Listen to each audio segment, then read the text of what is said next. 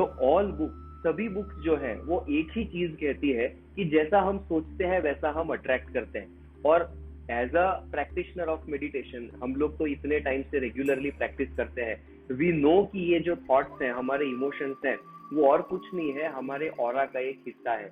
हमारे ऑरा के अंदर, हमारे एनर्जी बॉडी के अंदर अलग अलग थॉट्स और अलग अलग इमोशंस सर्कुलेट हो रहे होते हैं।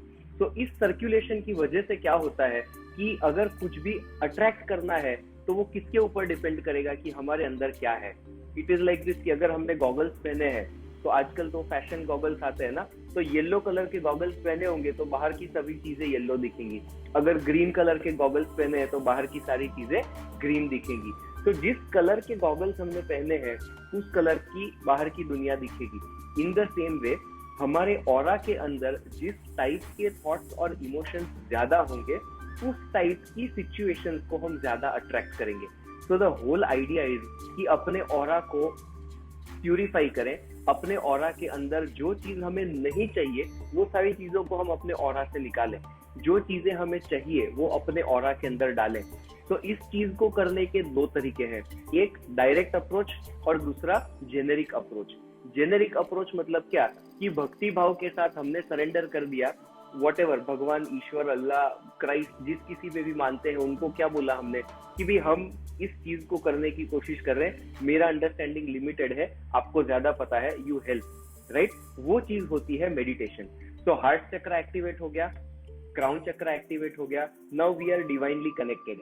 डिवाइन कनेक्शन हो जाता है तो ऑटोमेटिकली हमारी लाइफ को चलाने के लिए, जो जैसे वो अर्जुन का रथ चलाने के लिए कृष्णा होते हैं ना, वैसे हमारी लाइफ को चलाने के लिए परब्रह्मन, परमात्मा, आत्मा और जीवात्मा, ये सब लोग लग जाते हैं, राइट। तो this is the generic method. Generic मतलब उनके हिसाब से हम चले, ऐसी हम कोशिश करें। Now this is a difficult thing, ठीक है। जेनेरिक होने के लिए सरेंडर, सरेंडर यानी कि शरणागति। शरणागति का मतलब है कि हम अपने आप को छोड़ देते हैं, अपने आप को भूल जाते हैं और भक्तिमय हो जाते हैं, right. So planetary peace meditation के लिए भक्तिमय होना बहुत जरूरी है। So what do we do, हम अपने मेडिटेशन के पहले क्या करते हैं, ग्रुप के साथ अलाइन करते हैं। उसमें वन सेंटेंस इज व्हाट, कि हम अपने ग्रुप के साथ अलाइन है, हमारा इंडिविजुअल ऑरा ग्रुप के ऑरा के साथ मर्ज हो रहा है, हम और ग्रुप एकत्व में है। तो अवर आइडेंटिटी इज गॉन।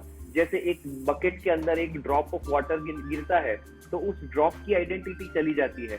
अब उस ड्रॉप के अंदर पूरा बकेट का पानी है और उस बकेट के पानी के अंदर ड्रॉप है, राइट। तो वो मर्जर हो जाता है। इस तरह हम अपने एनर्जी बॉडी को ग्रुप के एनर्जी बॉडी के साथ मर्ज होने देते हैं। So that is very important.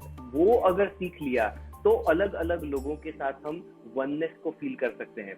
अगर किसी के साथ वननेस फील कर दिया तो क्या होगा कि भाई ये हाथ की वजह से अगर इस हाथ को लगा है तो ये दोनों हाथ एक दूसरे के साथ लड़ेंगे नहीं, राइट। इसी तरह किसी की वजह से अगर हमें दुख पहुंचा है तो हम और वो लोग झगड़ेंगे नहीं, राइट। ऐसा क्यों?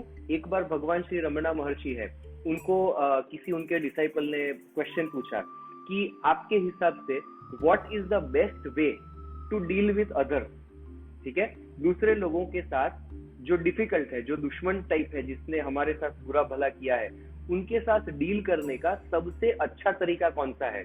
सो नॉर्मली लोग क्या बोलेंगे कि अच्छी तरह बिहेव करो, अच्छे शब्दों में बात करो, क्षमा करो, ये करो, हीलिंग करो, all of these things we say, right. भगवान श्री रमणा महर्षि ने क्या कहा, there are no others. Others नाम की कोई चीज ही नहीं है। आपको लगता है कि आप अलग हो और वो व्यक्ति अलग है, हकीकत में they are all a part of one thing. See eyes अलग लगती है, हाथ अलग लगता है, बट आंख और हाथ है तो एक ही शरीर के ना। इसी तरह हम और पृथ्वी पर रहने वाले सभी लोग अल्टीमेटली तो उसी ईश्वर का एक अंश है, right. So there is no separation. ये चीज धीरे धीरे हम समझने लगते हैं। कब समझते हैं? जब हम सरेंडर करने लगते हैं। सरेंडर मतलब शरणागति। हमारा प्राइड, हमारा ईगो जिसको बोलते हैं ना, अहंकार, वो अहंकार धीरे धीरे ड्रॉप होने लगता है and then we feel oneness. तो ये एक चीज हो जाती है, जेनेरिक अप्रोच बोलते हैं। दूसरी मेथड है healing. Healing is a more powerful and more direct method. अब हमारे शरीर के अंदर अलग अलग बॉडी पार्ट्स हैं, राइट। जिस किसी भी बॉडी पार्ट को हम एक्सरसाइज देना चाहते हैं उस हिसाब से हम एक्सरसाइज करें। फॉर एग्जाम्पल कोई बोलेगा कि भाई मुझे अपने बाइसेप्स को डेवलप करना है, तो क्या करना है, जिम में जाके बाइसेप्स का एक्सरसाइज करना है। कोई बोलेगा कि मुझे शोल्डर्स के ऊपर वर्कआउट करना है, कोई बोलेगा कि मुझे एब्स लाना है, कोई बोलेगा कि मुझे थाइज को ठीक करना है, कोई बोलेगा कि बस मुझे वेट लॉस करना है। सबके लिए अलग अलग एक्सरसाइज होती है। इस तरह हमारी लाइफ में जो सिचुएशंस आती है वो सिचुएशंस अलग अलग चक्रास के ऊपर कनेक्ट होती है। तो रिलेशनशिप इश्यू है, ये चक्रास को हमें ट्रीट करना है।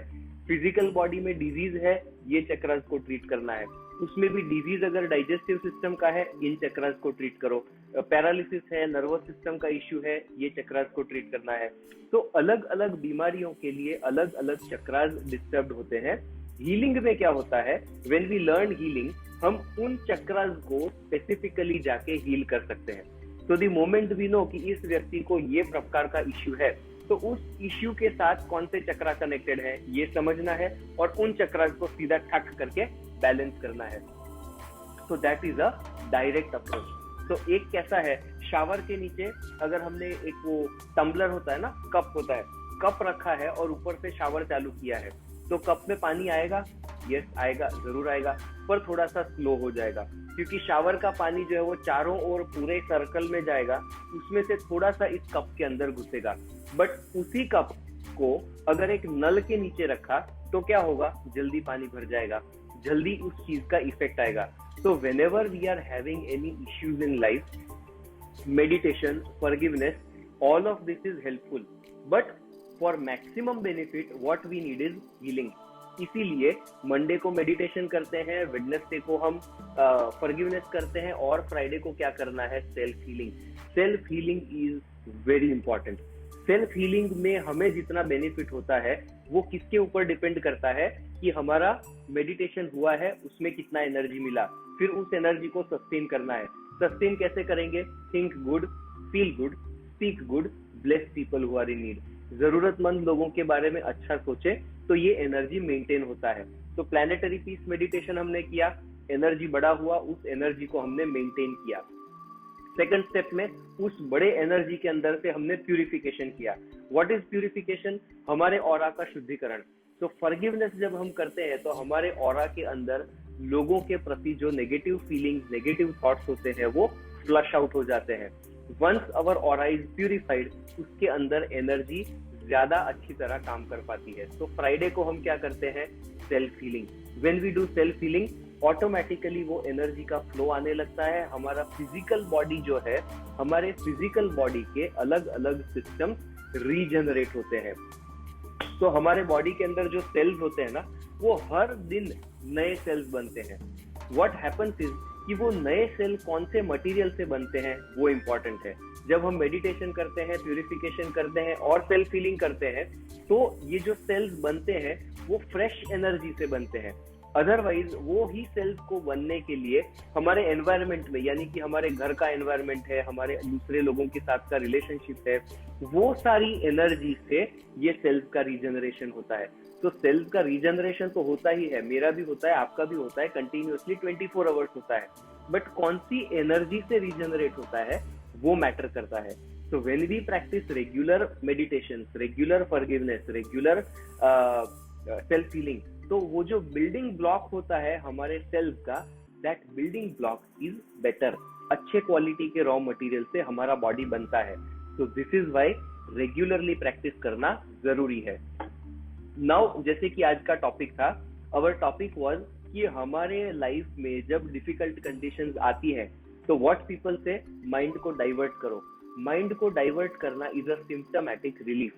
सिम्प्टोमेटिक रिलीफ का मतलब ये होता है कि कुछ समय के लिए हम भूल जाते हैं कि ये इश्यू था, तो we feel happy about it, right. लोग स्मोकिंग क्यों करते हैं, लोग ड्रिंक्स क्यों पीते हैं, उनको भी पता है कि ये बॉडी के लिए अच्छा नहीं है, बट जितना टाइम उन्होंने स्मोकिंग किया या ड्रिंकिंग किया, वो स्ट्रेसफुल थॉट्स उनके माइंड में नहीं आते, तो they feel happy, right, they feel relax. वो रिलैक्सेशन नहीं है, वो एक्चुअली सिम्प्टोमेटिक रिलीफ है। ओके, उस सिम्प्टोमेटिक रिलीफ के बदले में the cost which we are paying, जो बदले में हम कॉस्ट बेयर करते हैं, that is immense. What is necessary is कि वो डिफिकल्ट सिचुएशन हमारी एनर्जी की वजह से हो रहा है, वी हैव टू अंडरस्टैंड कि हमारे ऑरा में कोई मैग्नेट ऐसा है कि जो इस टाइप की सिचुएशन को अट्रैक्ट कर रहा है. So it is purely like law of gravity. जब हमारे अंदर वो मैग्नेट जैसी चीज होगी कि भाई ये वाला एनर्जी है, उस एनर्जी के हिसाब से हम ये सारी चीजों को अट्रैक्ट करते हैं. वी मस्ट अंडरस्टैंड कि उस अपने अंदर की उस एनर्जी को जब हम हटाते हैं, using different things, using meditation, using forgiveness, using healing, most important using healing, जब हम रेगुलरली अपने चक्रास का प्यूरिफिकेशन करते हैं, automatically our life comes into balance. हमने कई बार ये पॉइंट डिस्कस किया है कि हमारे जो चक्रास है वो 3 प्लेटफॉर्म्स पे ऑपरेट करते हैं. फिजिकल, कई किसी न किसी ऑर्गन के साथ कनेक्टेड है. सेकंड, इमोशनल, हमारे इमोशंस जो है उनके साथ चक्रास का कनेक्शन है. और थिंकिंग प्रोसेस, हम लोग किस टाइप का सोचते हैं, कौन सी सिचुएशन में कैसे बिहेव करते हैं, वो थॉट प्रोसेस भी चक्रास के साथ कनेक्टेड है. So when the chakra is healthy, automatically physical body is healthy, our emotional stability is there and the mental clarity is also there. ये तीनों चीजों को हम हैंडल कर सकते हैं जब हमारे चक्रास अलाइनमेंट में है. हम चक्रास को लेके सीरियस सिर्फ इसलिए नहीं है क्योंकि वो दिखते नहीं है, कोई बात नहीं. You attend a healing workshop. जब आप हीलिंग का वर्कशॉप अटेंड करते हो, दिखे ना दिखे, हाथ को टच हम जरूर करते हैं, राइट? आंख बंद किया है but I can touch this object, right? इस ऑब्जेक्ट को मैं टच तो कर सकता हूँ आंखें बंद होके भी. इन द सेम वे हमें ऑरा नहीं दिख रहा, हमें चक्रास नहीं दिख रहा, अपने हाथों से ऑरा को और चक्रा को हम टच कर सकते हैं. ये चीज हम सीखते हैं जब हम YPV का लेवल 1 सीखते हैं.